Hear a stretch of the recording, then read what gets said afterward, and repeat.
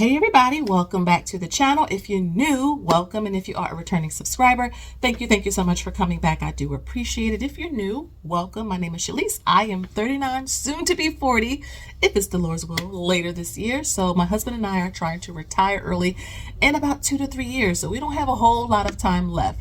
However, we are investors. We are also into real estate. We have 4 properties.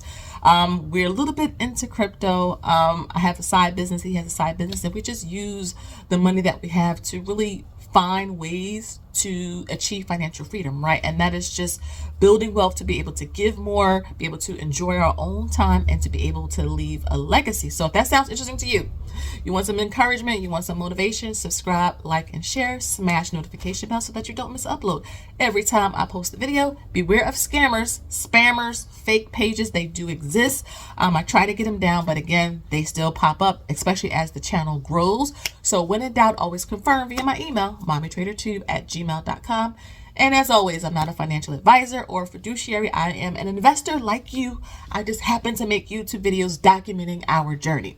So today I wanted to talk to you about a question that I received, and I thought this would make a really great just sit down chat type of video. And that is, how did you guys build your portfolio or your wealth, like you have done in the last 10 years? Like, what are some of the things that you did? So I figured, why not make a video sharing 5 things that my husband and I do not buy or stopped buying in order to achieve that, right? So many of you make a pretty solid income, right? A lot of the people that watch my channel, it's not really so much an income problem, it's a spending problem. And you're trying to figure out ways where you can be better with your money, to invest your money, save your money, etc. So, before I get into what we stop buying or what we don't buy, I wanted to share, when I shared our last net worth video, we were at about 1.7 million. And the goal that we have by my 40th birthday is to be multi-millionaires. It did not happen overnight. We do not come from money. I mean, I remember growing up, we had the food stamps that came in the book. Now, do you guys even remember that? Maybe I'm just saying my age here, but I remember growing up, they used to have the coupons in a little book, and they were different colors. I think blue, yellow, green, brown, or something like that. So again, I don't come from money, but I did go to college.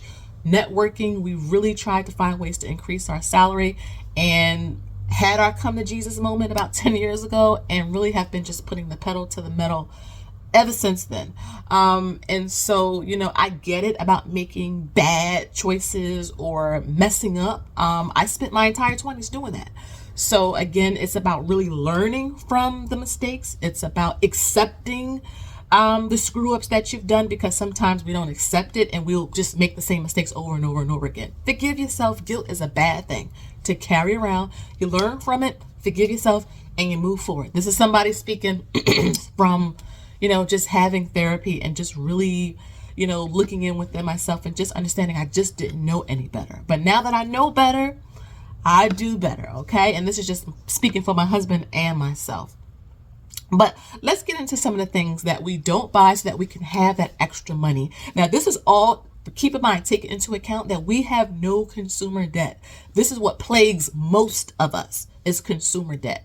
Paying, high credit card bills, car loans. I'm not counting student loans or like mortgages into consumer debt, because if those can actually help you to build wealth if you do it right. Like going to college can help you depending on what field you're going in.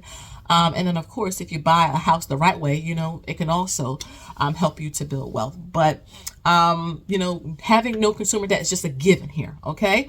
So the first thing that we do not buy anymore is new cars. So I drive a 2012 Honda minivan. I'll have a little clip on the screen. I have 3 children. No matter how much I try to keep the car nice and clean and pristine, children will find a way, okay, to scratch, to peel things off, to destroy. It's just what happens. If you are a parent, you know exactly what I'm talking about, and that is just being 100% honest. And there are times when I think, it would be nice to have a new car, right? Something that has the latest and up-to-date things. And then I think, wait a minute. I have been without a car payment since 2017. It's now 2024. This car has over 100,000 miles. Everything works. We've been taking care of it. And it's like, instead of paying, if I get a 2024 Honda minivan now, my payment will probably be near $1,000, which is insane, right? So I have come to the realization, and so has my husband, that you know what, it's nothing wrong with our cars, and let me tell you, nobody's looking anyway. When I go pick up my children from their school and I'm sitting in the school car line, there's a zillion other minivans there as well, and none of the parents are looking at what anyone else is driving. Most of the time, they're looking on their phones or they're dealing with their children. Those are pretty much the only things that they're doing. If I do see a nice car on the street, I'll say, oh, that's really nice. And I really don't think about it anymore after that. So it helped me to understand that nobody really cares about what I'm driving. And my husband has the same like mentality as well. Another thing that we don't buy or stop buying is Uber Eats, or like ordering food where it's being delivered. Now I do not mind ordering like pizza, and the pizza shop has drivers who deliver it, but I'm talking about going through Uber Eats or Grubhub or something like that, because the markup is absolutely insane. Like the pizza you may order is $17, but by the time you pay all of the other fees and little costs that they build in, you could literally be paying $40 for a large pizza, which is insane. And one of the things that I've discovered, especially because I've been on a weight loss journey, and so I've been really finding more ways to be active, is if I order pizza for the kids, why not just go get it? It literally takes a few minutes for me to get in the car and go pick it up. And one thing that I've discovered is that when I did order it once, the pizza place was literally 10 minutes from my house. When I decided to use Grubhub for it, it took 45 minutes for it to get here, because he was doing other deliveries as well. Versus if I would have just gotten a car, went there, came back, the kids could have been eaten all within 20 minutes, right? So it's a time factor that I'm taking into account if I just go get it. So I do order, food every now and then, especially for the kids, but we go pick it up. And so, yeah, and that kind of goes into the third thing that we don't do, and that's Instacart. I tried Instacart with grocery shopping, and I've come to realize, at least in my area, what they pick out for me, I don't like. There have been times where I've gotten fruit that's been bruised and rotten, and I'll think, like, I know there has to be another option there, but because I know sometimes they're in a hurry or they have quotas to meet, that they kind of just speed through it.